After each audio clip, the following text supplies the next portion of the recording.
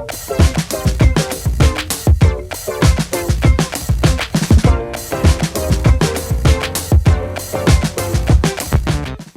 gente, vamos lá, vamos agora ver aonde que realmente você precisa dominar muito bem isso, tá? Princípios da ação penal. Ação penal pública. Qual é o princípio que vigora na ação penal pública? Importantíssimo princípio da obrigatoriedade. André, o que é o princípio da obrigatoriedade? Que já vou adiantando para os senhores. Tem vários autores falando também do princípio da legalidade. Princípio da obrigatoriedade ou princípio da legalidade. Qual é a diferença? Nós vamos ver. Me parece algumas vezes que o princípio da obrigatoriedade não está tecnicamente bem colocado. Tanto que o professor Afrânio Silva Jardim, até porque eu vou falar com os senhores, que vai haver mitigações ao princípio da obrigatoriedade. Então eu pensando no princípio da obrigatoriedade, eu vou conseguir vislumbrar mitigações, exceções, ponderações.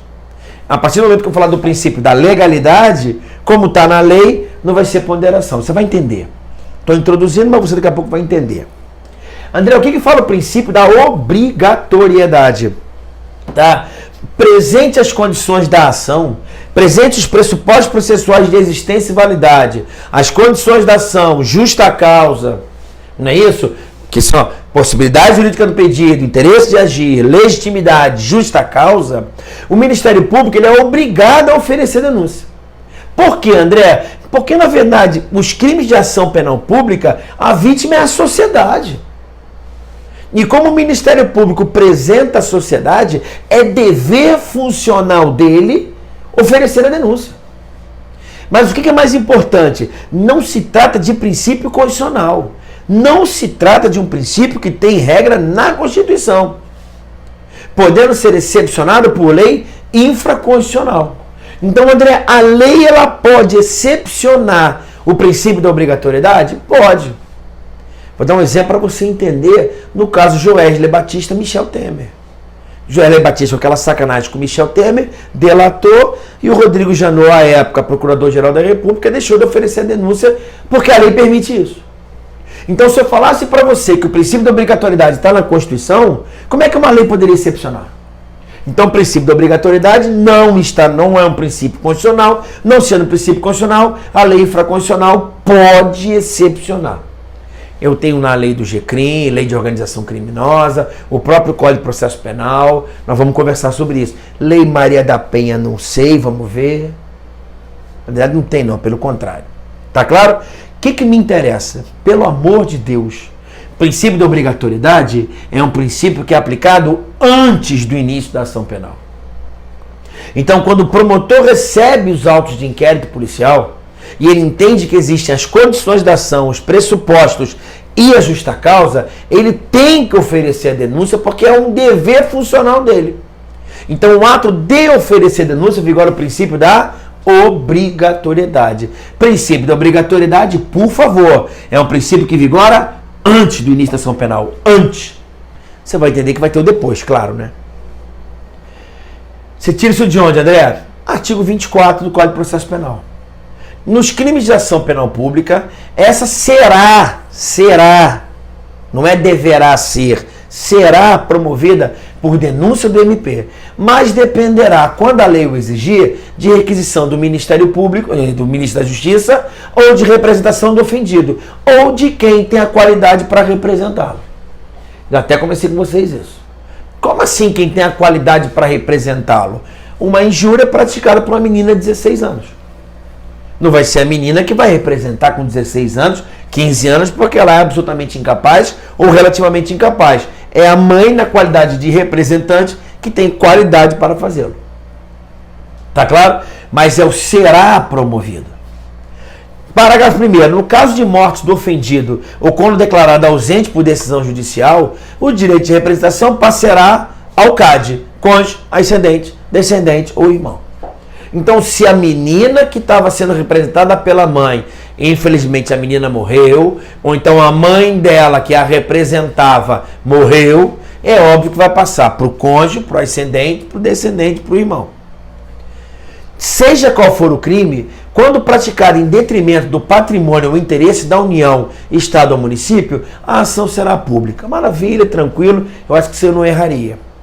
André, qual é o tipo de ação penal no crime de dano do artigo 163? Se for dano a patrimônio particular, ação penal privada. Tem exceção, né? Grande prejuízo, se houver violência, não importa. Se for dano contra o patrimônio público, evidentemente a ação penal será de iniciativa pública, claro. Está claro? Bem como também o artigo 385. Nos crimes de ação penal pública, o juiz poderá proferir sentença condenatória ainda que o Ministério Público tenha opinado pela absolvição, bem como reconhecer agravantes, embora nenhuma tenha sido alegada. O que eu quero que você me entenda que, em razão do princípio da obrigatoriedade, ainda que o promotor tenha opinado pelo arquivamento, o juiz ele pode controlar isso. Como é que ele controla? Ele manda o pedido de arquivamento ao procurador-geral, se lembra? Isso é um controle da obrigatoriedade. Aqui eu vou conversar com vocês que, se tiver no curso da ação penal, eu vou falar do princípio da indisponibilidade. Então, quando a lei falou nos crimes de ação penal pública, em razão do princípio da obrigatoriedade, esse impulso inicial do Ministério Público, se o promotor oferecer denúncia pedindo a condenação, ainda que no curso do processo o promotor opine pela absolvição, ainda assim o juiz pode condenar o réu, porque a ação penal ela é indisponível, e eu também vou observar o princípio da obrigatoriedade ao oferecer a denúncia. Então, isso acontece, é raro acontecer isso, né? O promotor oferece denúncia, embasado no princípio da obrigatoriedade, no curso do processo ele reconhece uma situação de exclusão do crime, ou porque o fato é atípico, ou houve ilicitude, e ele opina pela absolvição. Ainda que haja pedido de absolvição do MP, o juiz pode condenar, porque a ação penal ela é indisponível, e eu também tenho que observar o princípio da obrigatoriedade ao oferecer a denúncia. Mecanismo de controle da obrigatoriedade, já conversei com vocês, né? O juiz controla com o artigo 28, como? Quando o promotor, ele opina pelo arquivamento. E o juiz discorda. Pô, promotor, eu acho que você é obrigado a entrar com a denúncia. Por quê? Porque houve crime. Tem justa causa. O promotor, não, eu discordo, não tem justa causa. Então vamos controlar o teu princípio da obrigatoriedade? Manda os autos para o Procurador-Geral de Justiça. Ou então para a Câmara de Coordenação e Revisão, no caso do Ministério Público Federal. Beleza? E a lei foi além. No artigo 29, bem como no artigo 5º, inciso 59. A própria sociedade pode controlar isso. Como? Se for um crime de ação penal pública, que o promotor não oferece a denúncia no prazo previsto na lei, artigo 46. Vai caber a ação penal privada subsidiária da pública como uma forma da sociedade controlar o princípio da obrigatoriedade. Então, André, esse princípio é importante pra caramba ou extra, mega, super? Extra, mega, super. Se a Constituição deu poderes ao Ministério Público para, com exclusividade, promover a ação penal, é um dever dele promover a ação penal. E quem controla? Juiz no artigo 28, sociedade no artigo 29, através da ação penal privada, subsidiária da pública, e o juiz através da remessa do pedido de arquivamento ao Procurador-Geral. Que nós já vimos que pode oferecer denúncia, designar um outro promotor tabelar, e conversamos sobre isso, baixar para novas diligências, ou insistir no arquivamento, que aí o juiz é obrigado a acatar. Beleza? Tudo correndo bacana. Tá claro? E aí vem o estresse. André, o princípio da obrigatoriedade tem exceção? Pô, cara, um montão. Tá claro? Aí o professor Afrânio Silva Jardim, olha, cara, tem exceção? Você escreveu 1, 2, 3, 4, 5 porque você é Zé Mané. Porque você me veio me falar do princípio da obrigatoriedade. Se o promotor é custos legis, fiscal da lei, e agora evoluiu para custos iuris, fiscal do direito, porque ele também tem que observar princípios, tratados internacionais, Constituição. Então não há que se falar em princípio da obrigatoriedade, mas em princípio da legalidade. Até porque eu estou te dizendo, André, quando você começar a falar das exceções, vai estar tudo previsto na lei. Pô, é verdade. Então, o Frânio Silva Jardim, já aposentado, já se afastou do Ministério Público já há algum tempo, está até ativo politicamente, não é isso? Ele fala princípio da legalidade. MP atua de acordo com a lei. Se você adotar o que a maioria das bancas adotam, o princípio da obrigatoriedade, tem exceções. Qual é a exceção? Que eu estou diante da hipótese de que eu tenho justa causa, eu tenho mais possibilidade jurídica do pedido, interesse de agir e legitimidade. E mesmo com tudo isso, o promotor não oferece denúncia. Primeira exceção, com a transação penal lá no Juizado Especial Criminal. No GCRIM, isso aí. Onde é que está isso? Na lei. Que artigo? Artigo 76 da Lei 9.099. O que fala a Lei 9.099 quando eu estou tratando de infração de menor potencial ofensivo? As IMPOs. Então, quais são as exceções que eu tenho? A primeira é a transação penal. Qual é a primeira hipótese? Havendo representação ou tratando-se de crime de ação penal pública incondicionada, olha o que ele fala. Se a ação penal é pública condicionada à representação, ou a ação penal é pública e incondicionada, a regra é que o promotor ofereça a denúncia, claro. Tanto que ele coloca aqui, ó, não sendo caso de arquivamento. Está aqui logo em seguida. Não sendo caso de arquivamento. Então, se não é caso de arquivamento, é porque eu tenho justa causa mais o PIO. Então já entendeu, né? PIO, possibilidade, interesse e legitimidade. Tem JC mais PIO. O promotor recebeu os autos de inquérito policial, ele fala o seguinte: olha, tem JC mais PIO. Então, meu amigo, muito simples. JC mais PIO é igual a DEM, denúncia. OFDEM, oferecimento da denúncia. JC mais PIO é igual a OFDEM. Olha que bacana. Mas aqui tem uma diferença. Olha, havendo JC mais PIO, e não sendo caso de arquivamento, por isso que tem isso tudo, você deveria oferecer denúncia. Só que você não vai oferecer denúncia, não. É uma exceção à obrigatoriedade. O Ministério Público poderá fazer uma proposta de transação penal. Poderá propor a aplicação imediata de pena restritiva de direitos ou multas a ser especificada na proposta. Proposta de quê? Proposta de transação penal. É verdade, né, André? A lei falou o seguinte: ao invés do promotor denunciar, ele faz uma proposta que vai versar uma pena restritiva de direitos, uma pena de multa. Está claro? Ah, estou entendendo. Por isso que o ministro da Justiça ele está agora querendo botar o chamado player bargain. André, como é eu posso transacionar no processo penal? Pode. Em que hipótese que eu vou poder fazer uma transação lá no processo penal?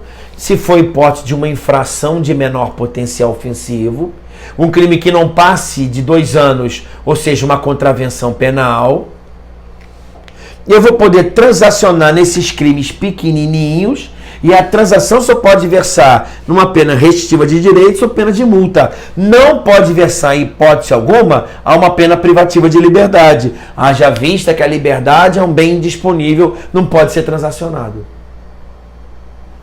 Tô falando bonito, não tô? A ideia é quebrar esse paradigma chamado player bargain. Ah, André, me desculpe, crimes até 4 anos, com pena privativa de liberdade, eu acho que o futuro réu, ele pode transacionar para evitar um processo.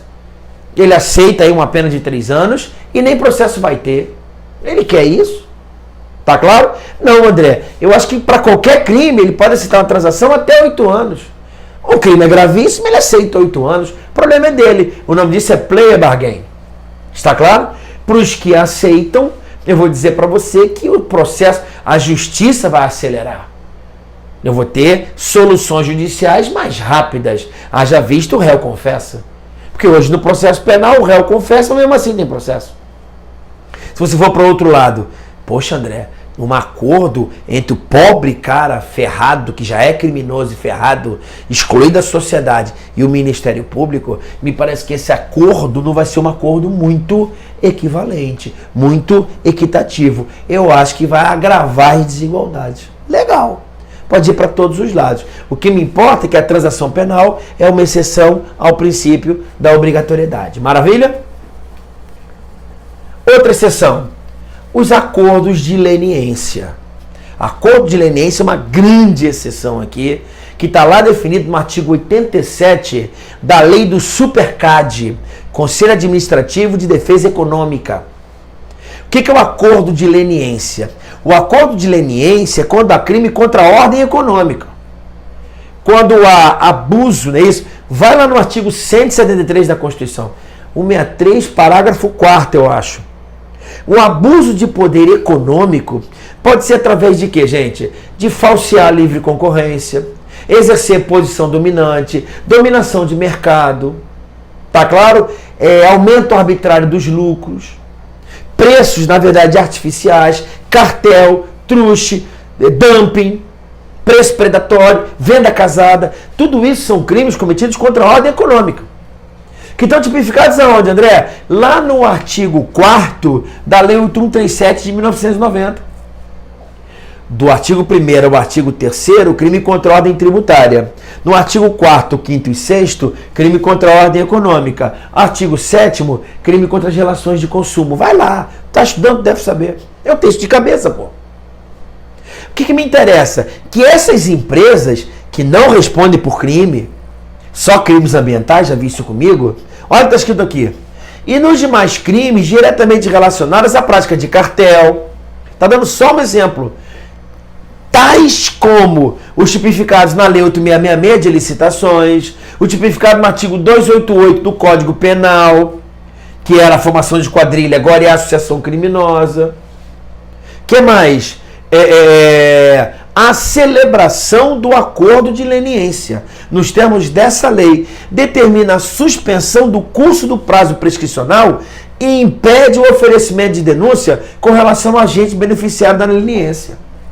Então, muitas vezes eu sou proprietário de uma empresa grande, sem citar nomes, Odebrecht, não é isso? Eu estou respondendo por crimes, eu reconheço que eu agi contra a ordem econômica, porque eu sacaneei nas licitações, porque eu pratiquei cartel, eu fiz uma organização criminosa, uma associação criminosa. Então eu assumo isso e o promotor fala, bom, se você assumir, vamos celebrar um acordo de leniência e eu não vou oferecer denúncia. A sociedade está ganhando com isso. A ordem econômica agradece. Então, entre prender um cara, denunciar um vagabundo para ficar 50 anos preso, ou então ele devolver todo esse dinheiro que roubou da sociedade, a lei, galera, fez uma ponderação. Está claro? O que é mais bacana, que às vezes as pessoas criticam o Ministério Público, apesar de eu criticá-los também, mas isso é um dispositivo da lei.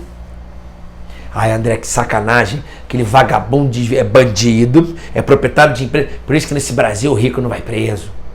O cara roubou pra caramba, faz uma acordo de leniência, diz que vai devolver e não vai preso. Tá na lei, cara. Tá claro? Então reclama do promotor também, mas reclama também do Congresso Nacional que faz as leis. Parágrafo único. Cumprindo o acordo de leniência pelo agente, extingue-se automaticamente a punibilidade dos crimes a que se refere o caput desse artigo. Então lembra de associação criminosa, lembra de crimes de licitação e crimes contra a ordem econômica. Onde é que estão os crimes contra a ordem econômica? Crimes contra a ordem econômica estão na Lei 8137 e olha os atos abusivos na ordem econômica. O artigo 170 da Constituição, ele fala da ordem econômica. Vamos lá, está aqui na mão, né? O que eu estou falando sem poder te mostrar, né? Vou perder aqui 4 segundos, 5, 6, 7, 8, está aumentando, né? 162, olha aqui, ó. Olha que bacana aqui, ó. Olha a nossa Constituição falando o seguinte, ó. Ela conversa com a gente, ela conversa contigo. Só você lê e você conversa. Olha aqui, ó. 170 da ordem econômica e financeira. E a ordem econômica fundada na valorização do trabalho humano, viva Karl Marx, e da livre iniciativa, viva Adam Smith. Viva socialismo, viva capitalismo. Claro, os dois. Tem para assegurar todos uma existência digna, não é isso? Aí você fala o quê? Propriedade privada, viva Adam Smith. Função social da propriedade, viva Karl Marx. E você fica nesse papinho aqui. Tá claro? Defesa do consumidor, meio ambiente, que me interessa muito. O que me interessa é o 173, se eu não tiver errado, parágrafo 4º. Olha aqui, ó. 173, parágrafo 4º, acertei. Que ela fala, a lei vai reprimir o abuso do poder econômico, que visa o quê? Quando o cara abusa do poder econômico, visa o quê? Desigualdade, né? Como é que ele faz desigualdade? Dominação de mercado, eliminação de concorrência e aumento arbitrário dos lucros. O que a empresa faz com o domínio econômico? Aumenta o lucro dela muito, elimina a concorrência ou domina o mercado. Simples assim. Simples não, é complexo, né? Então a terceira exceção, a segunda exceção, seria o acordo de leniência. Terceira hipótese, tá, de exceção. Está lá no artigo 83, parágrafo 2º da Lei 9.430 de 96. Eu vou dar uma hipótese para você que o promotor não vai oferecer denúncia ainda que haja crime. É a hipótese do parcelamento do crédito tributário. Ah, professor, eu sei que inclusive eu posso pedir a suspensão ou a extinção da ação penal contra a sonegação fiscal com pagamento integral, não é isso? Inclusive dá uma olhadinha na súmula vinculante 24 do Supremo Tribunal Federal. Eu não botei aqui não, súmula vinculante 24? Não. Bom, não botei, mas fica atento. Vai lá na súmula vinculante 24 do Supremo Tribunal Federal. Que ela fala que eu só posso denunciar por sonegação fiscal depois do crédito tributário estar definitivamente constituído. São processos diferentes, o processo tributário e o criminal, mas eu só posso denunciar depois que o crédito tributário com o lançamento estiver definitivamente constituído. Mas aí olha o que ele fala aqui, ó. Artigo 83, parágrafo 2º. Olha, é suspensa a pretensão punitiva do Estado, Ministério Público, referente aos crimes previstos nessa lei, durante um período em que a pessoa física ou a pessoa jurídica relacionado com os vagabundos sonegadores estiverem incluídos no parcelamento, desde que o pedido de parcelamento tenha sido formalizado antes do recebimento da denúncia criminal. Se é antes do recebimento da denúncia, eu estou falando do princípio da obrigatoriedade.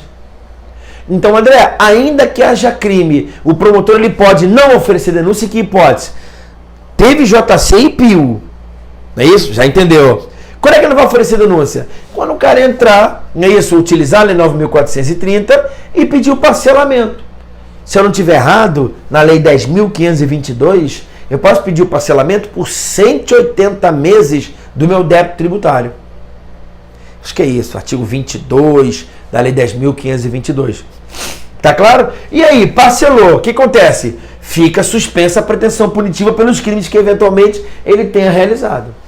Pô, mas se suspender por 180 meses, vai ocorrer a prescrição. Porra, cara, lê aqui.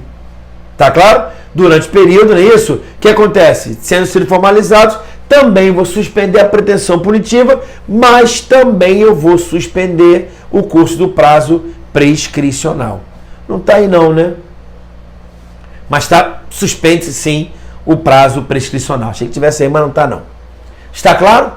Uma outra exceção maravilhosa, adoro falar sobre isso aqui, são chamados termos de ajustamento de conduta nos crimes ambientais. Aí eu estou falando de eu sempre falo com meus alunos, né, quando eu dou aula de ambiental, o termo de ajustamento de conduta tem natureza jurídica de título executivo extrajudicial, ainda que seja celebrado em juízo. O que é o termo de ajustamento de conduta? É um contrato que tem termo, onde a empresa, não é isso, assume o compromisso de ajustar a sua conduta para não perpetrar o dano ambiental.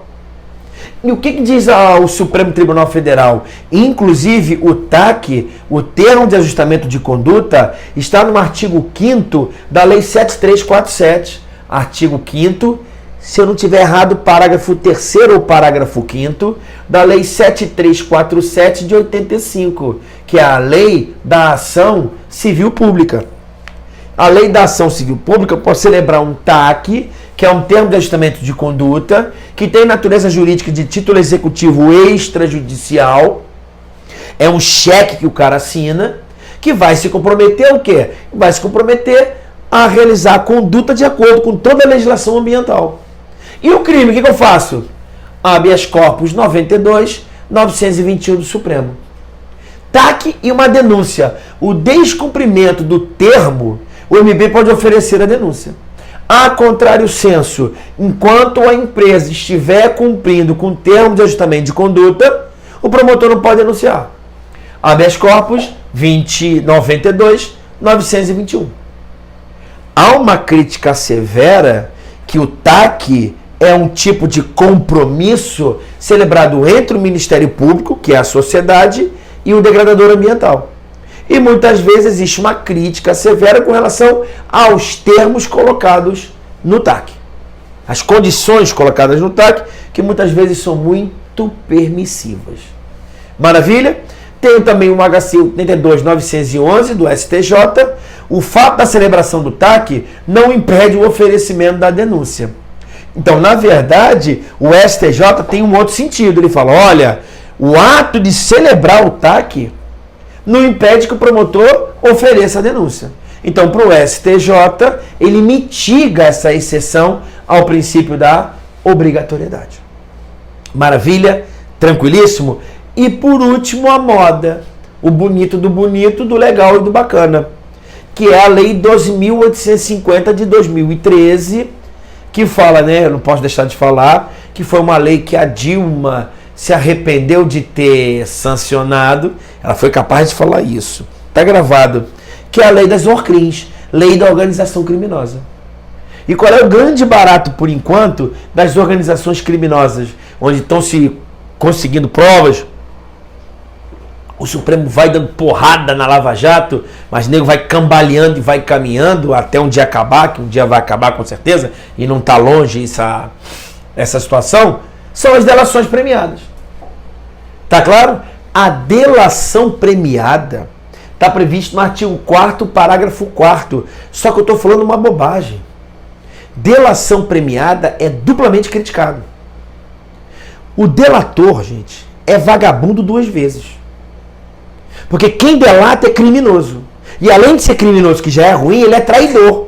Porque ele delata o amigo dele. Então a delação é ruim duas vezes esse termo. Por que a delação é horrível? Porque o cara reconhece que é criminoso, que é ruim, e ele lhe entrega o amigo dele. E para esse cara que é ruim duas vezes, eu vou dar para ele um prêmio. Então César Roberto Bittencourt, ele fala que a delação premiada é um termo absolutamente errado, porque o Estado jamais poderia dar um prêmio para um cara que é criminoso e é traidor. Por isso que a lei mudou a paradinha. Por isso que eu botei para você colaboração eficaz. Posso dar uma vantagem para ele? Posso. Ele é delator safado? Não. Ele é um colaborador. E sendo um colaborador com a justiça, eu posso dar um prêmio para ele. Olha, Excelência, eu não estou delatando o meu camarada, não. Eu estou colaborando com Vossa Excelência. Olha como é que eu estou arrependido. E em razão dessa minha colaboração, ela tem que ser eficaz. Por quê? Porque ela tem que gerar alguns resultados que não nos interessa falar agora. E, evidentemente, o poder público dá um prêmio a esse cara. Qual é o prêmio? Aí, a exceção. Se, na hipótese do caput, que é a colaboração, o Ministério Público poderá deixar de oferecer a denúncia, ainda que haja JC e PIU. Quando, André? Se o colaborador não for líder da organização criminosa e for o primeiro a prestar a efetiva colaboração nos termos desse artigo. Então, André, quais são as 5 hipóteses que o promotor, ainda que tenha JC e PIU, tá tudo bonitinho para oferecer denúncia, eu vou ter exceção. Primeira exceção, transação penal. Um acordo, não é isso? Não vou oferecer denúncia. Segunda exceção, o acordo de leniência para crimes contra a ordem econômica. Terceira exceção, parcelamento do crédito tributário, onde a lei fala, enquanto estiver parcelando, suspende a prescrição e também suspende a execução da denúncia. Do oferecimento da denúncia, por quê? Espera ele pagar. Pagou tudo, extingue-se a punibilidade. Está claro? O que mais? Termo de ajustamento de conduta nos crimes ambientais. Brumadinho fez uma M danada. Celebrei um termo de ajustamento de conduta, vou recompor o meio ambiente, vou indenizar a família e vou readequar a minha atividade mineradora. Maravilha. Enquanto estiver cumprindo, meu querido, se estiver cumprindo bacana, pode ser que eu suspenda o que é. Pode ser que eu não ofereça denúncia por crimes relacionados ao termo. Maravilha? E por último, acordo de colaboração eficaz. Não gosta da delação premiada, a lei fala colaboração eficaz, então ficamos com ela aqui. Maravilha? Beleza, galera? Princípio da obrigatoriedade limpinho para você, do jeito que você tem que fazer para matar a questão na prova. Beleza? Intervalinho, vamos para o outro princípio da indisponibilidade.